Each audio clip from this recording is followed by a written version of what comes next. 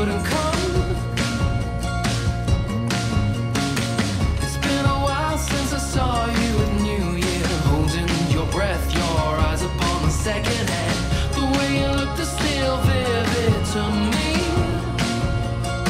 You're something out of a dream, messing with my head. And I've been looking for you. Are you hiding? 'Cause I like the way you're calling to me. You spell upon me. You're something out of a dream. And I like it, though I fight it. It took a while for the medicine to sink in, blow out the fog and remove all the cobwebs. Now I'm clear, I can hear myself think straight. I'm on the road with my clothes in a rucksack over my shoulder, following the whispers. People ask me where I'm going in such haste, and I say, Maras ka mo, didasan, pag-interview ko sa ira, didasan, pre-K seminar, akon, naibaruan, nangayan, si Sandre, nga BBJ, an ira, relasyon bilang, ang bawang sa Tagalog, magkasintahan, mag-engage, inabot ngayon si Kapin 12 anyos. Matindi ha? 12 anyos. Nga sa sulod sini, nga 12 anyos, sigurado ako nga mas naghalarong pagod ang pagkilalain ni Rasa Kadatag sa nga suwad man sa sakub si 12 kaanyos nga pagpinamalandong may ulong sa nira relasyon. Finally, yan na nga adlaw, yan na nga kulop. Si Sandre, ngan si Bibi Jane, mabaton, san tawag sa ira, san aton Ginoo, ngadto, san bukasyon, san pagkainasawan o pagkatiayon. Nga din, ini nga ira pagbaton, sa tawag sa ira, sa Diyos, nga na nga bukasyon, ira ipapahayag, yan na, didasan ira pagkarawat, sa sakramento, sa matrimonyo, nga magbubutok sa ira, bilang mag-asawa. Wherever she goes, I'm gonna chase. You're something out of a dream, messing with my head. And I've been looking for you. Are you hiding? 'Cause I like the way you're calling to me. You spell upon me. You're something out of a dream. And I like it, though I fight it. Ang pagigugma, amo ini ang nagdara sa iyo na nga adlaw, nga da sa altar sa Dios. Ini nga pagigugma, amo ini ang paghimugso niyo dili sa bawbaw sa tuna. By God's love, we were all created. We have given existence. Nga nini gihapon nga gugma, amo ang nagdalan sa niyo mga kasing-kasing, agud magtupo, agud magtangdo kamo sa atubangan sa Dios sa sulod sini nga sakramento nga iyo yan na pagsasaksihan an iyo pagsihigugmaay. Ang kabukusan nga seguridad san gugma amo ang pagsunod dida san sugo san Dios. The whole security of your fidelity with each other is always to follow the commandment of God, which says in our gospel today, pagsihigugmaay kamo sugad san akon pagigugma sa iyo. Maabot ang mga momento dida sa iyo pag-upod bilang mag-asawa nga sa sarihan ini nga klase san gugma kun may ada gud man ini kalidad ngan ini nga mga momento amo ang mga adlaw amo ang mga gabi kundiin nagkakamayada kamo konflikto sa iyo mga desisyon sa iyo pag kita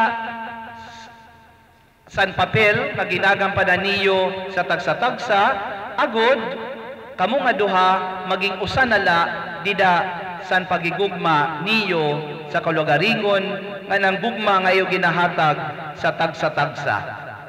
Ini mga kabugtuan ko nga pagigugma aada san santos nga misa. Amo nga ni nga ang kasal na itatabo dida sa santos nga misa agud makita naton nga ang gidadakui ang gihataasi nga pagigugma aada giginpakita ni Jesucristo sa pag-ula sa niya dugo, sa paghatag sa niya lawas, agud kita nga tanan magkamay-ada sin pagkaon nga magpakapakusog dida sa mga adlaw nga magluluya kita tungod kay an aton tawhanon na kinaiya amo an aton susundon.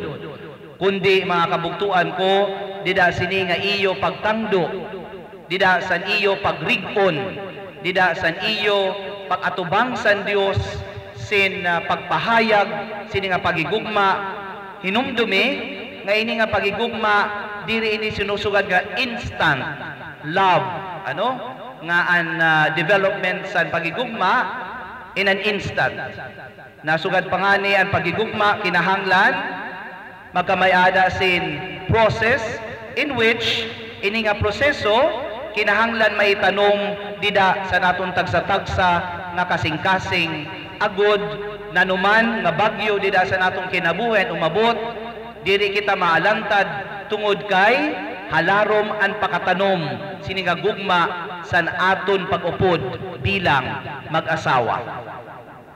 Dida gihapon sa pag-asawa mga kabugtuan ko iyo kikiton nga an iyo papel nga gagampanan diri la an asawa o an bana kundi kung tatagang kamo sinigayon san Dios sin pagporma sin pamilya pinaagi san biyaya san kinabuhi san iyo magiging anak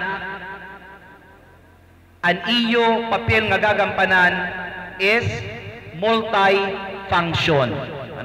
An asawa diri la asawa kundi magiging eroy sa mga bata. Diri la magiging eroy kundi magiging magturutdo sa mga bata. Amo ini ang sinusugad nga in marriage husbands and wives perform multi-functions. Diri la sila nagpapabilin nga bana o asawa kundi pinaagi sa sitwasyon nga ada ginahatag san Dios agud ini nga gugma mahipaambit diri la dida sayo tagsa-tagsa kundi mahipaambit gihapon ngadto san biyaya san kinabuhi nga ihatag sa iyo san Dios. Ini nga tanan matutuman la kun ang kaburuton san Dios amo an aton masunod. Kay may ada mga sitwasyon nga ginbubutan naton ang Dios parte san panganak. Di ba? Nga masugadan mag-asawa, we are not yet ready to have a child. An makuri pagod sini kung mag-asawa may ada prinsipyo nga masugad to have a child in marriage is just an option of marriage. Kay may ada sito na mga naika-istoryahan, na interview nga mga ikakasal, ang sugad sito na nirapag kita san biyaya san kinabuhi. It is just an option of marriage. Option la. So kung option la, diri siya essential element. Kung option la, diri siya permanent element sa marriage. Sanglit, ipapahinumdum ko dida sa iyo nga duha, nga aniyo pagigugma magkakamayadala sin completion, sin perfection, sin consummation, kuna ada ang biyaya sa iyo pagigugma, pinaagi sang kabataan nga igahatag sa iyo san Dios. Ini nga iyo parental responsibility should always be performed in the light of being parents to your future children. Nga ninaunta, nga ini nga iyo pagiging kang anak, andaman niyo, nga antaga niyo sin lusay nga atensyon, agod ang prioridad sa iyo pamilya, amo ang pagpalambo siningagugma sa sulod sa iyo pamilya. Ngan may ada mga higayon nga magdidesisyon kamo kung ano gud ang prioridad sa iyo pamilya. Diba? Kaya nasugad pa nga ni ako kanina, ang iba, masugad, we are not yet ready to have a child. Karir muna, ang aton, buhaton. Ano? Trabaho muna. Kundi may adaliw sa mga higayon, na andam na kamo magkamayada anak, kundi nagpapasnaan panahon. Nagkamayada na sin expiration date. Ini nga iyo potential na magkamayada kamo sin mga anak. Saglit nasuan nga ni, nagkakamayada nga ni anak ang duha na magtiayon na iiba ang ira prioridad sa kinabuhi. With the presence of a child, your priorities in life will change. Diri na kamuduha ang prioridad sa iyo kinabuhi, kundi ang sentro sa pamilya, amo na ang pagigugma, ang pag-alaga, san biyaya sin kinabuhi, nga igahatag sa iyo san Dios.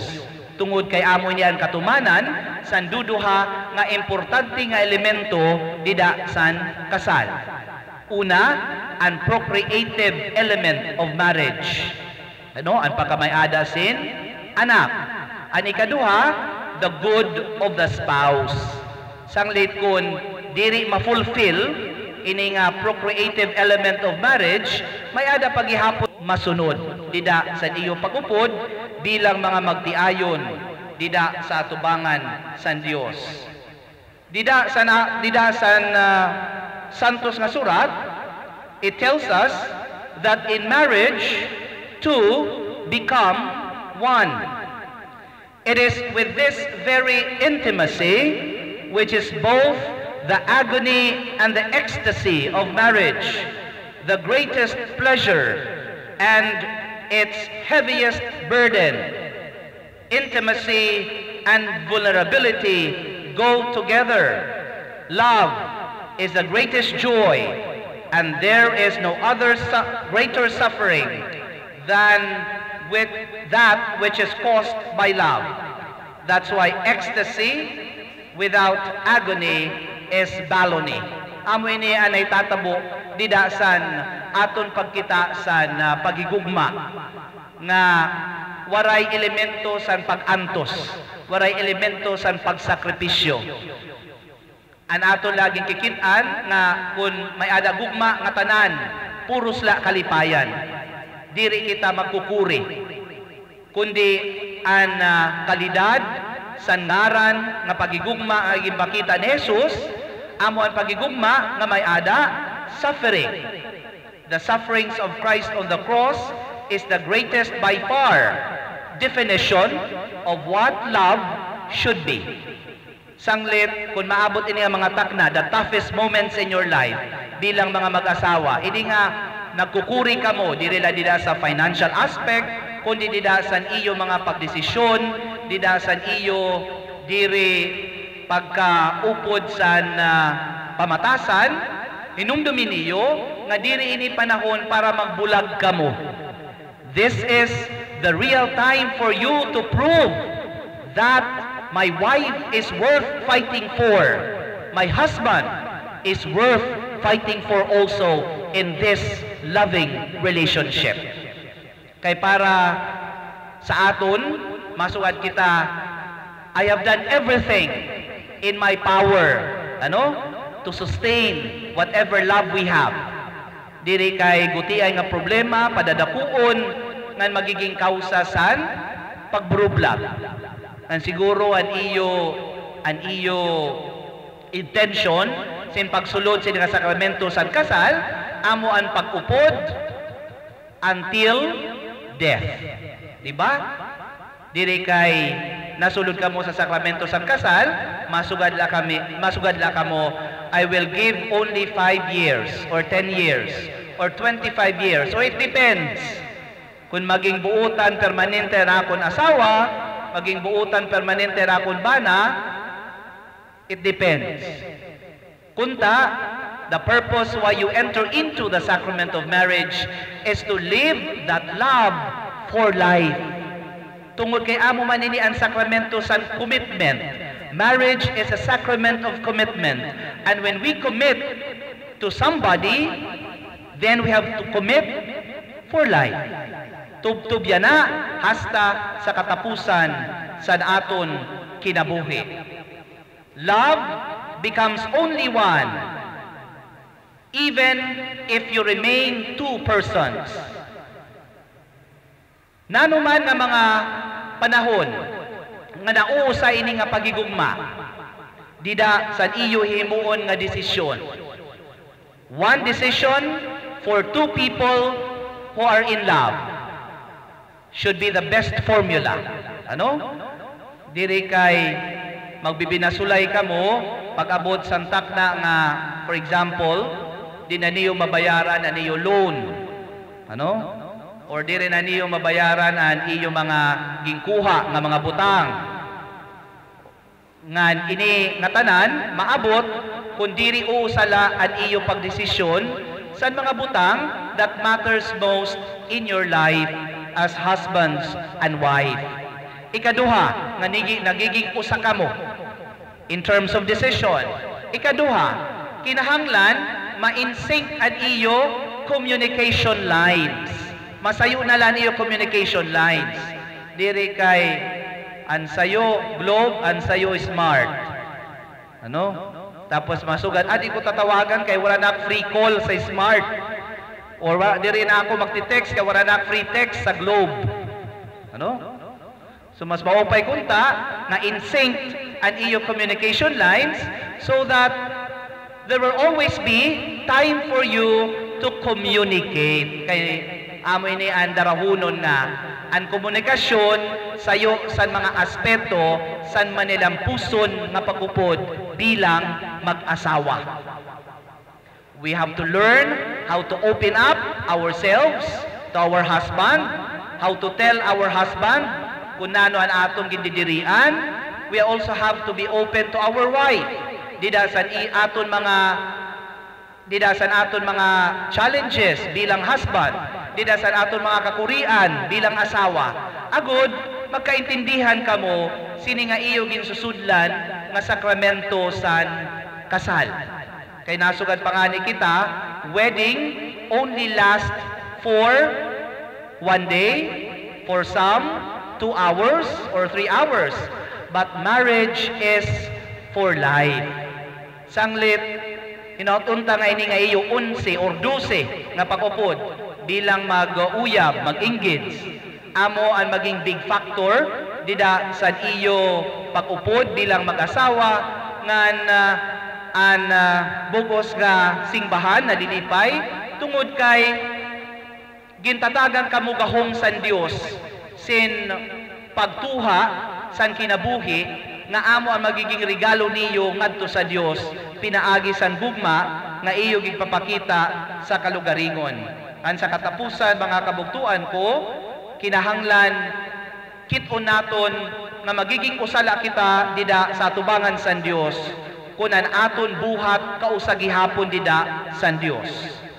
Ang Diyos Amay, ang Diyos Anak, perme si Kristo na siplap o gintutuman ang kaburuton sa ni Amay sa langit.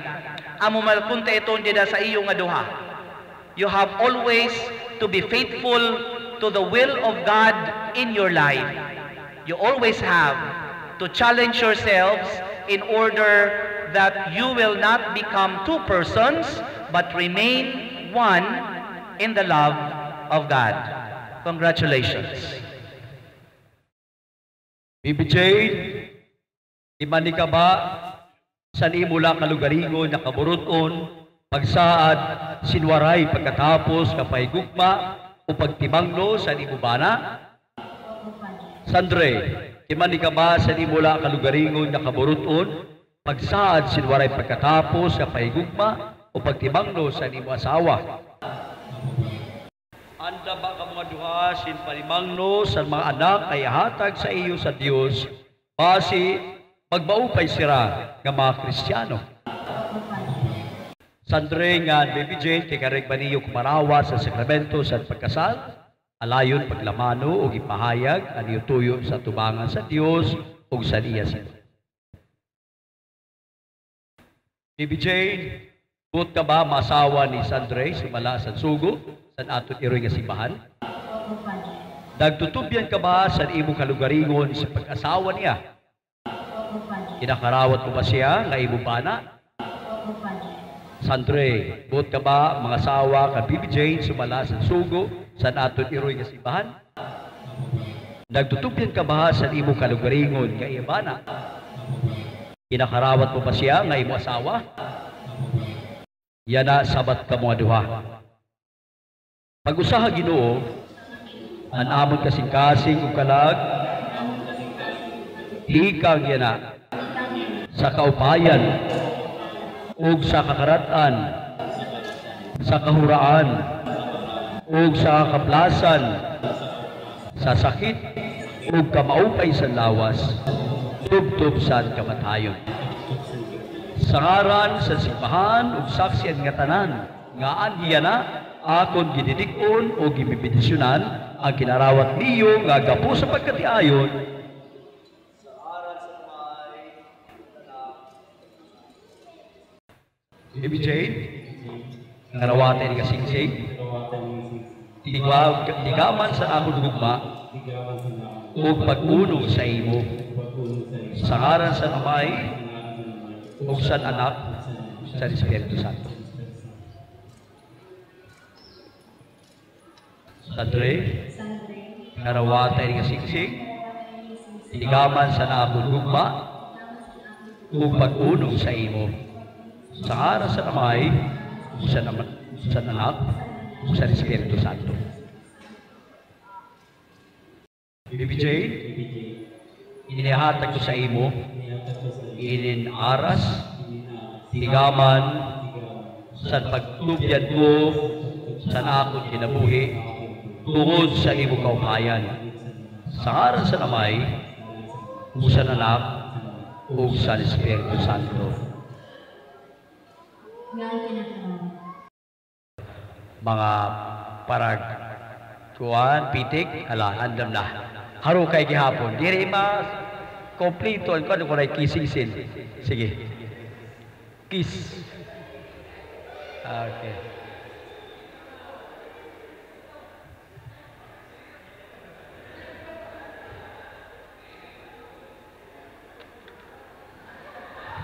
Ginhula sa si Baby Jane, papasogan man.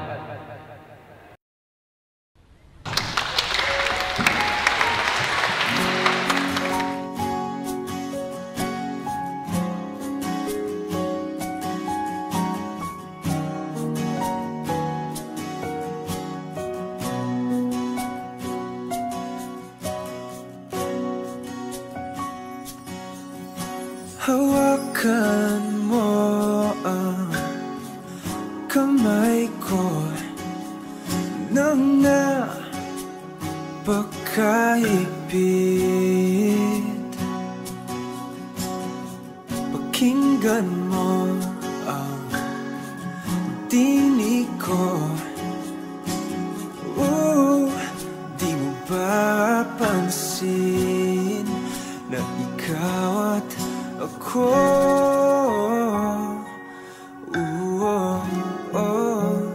Tayo'y pinagtagpo.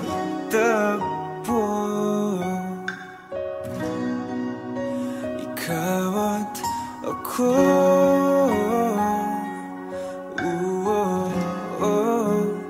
Di na muling magkakalayo.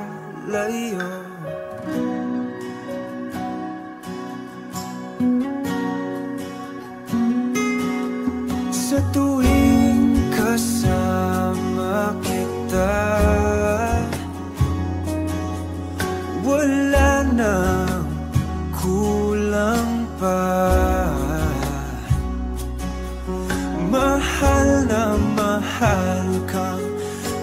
ka. Tayo ay iisa, ikaw at ako.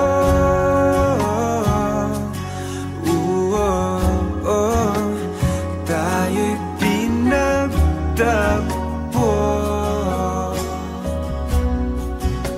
ikaw at ako.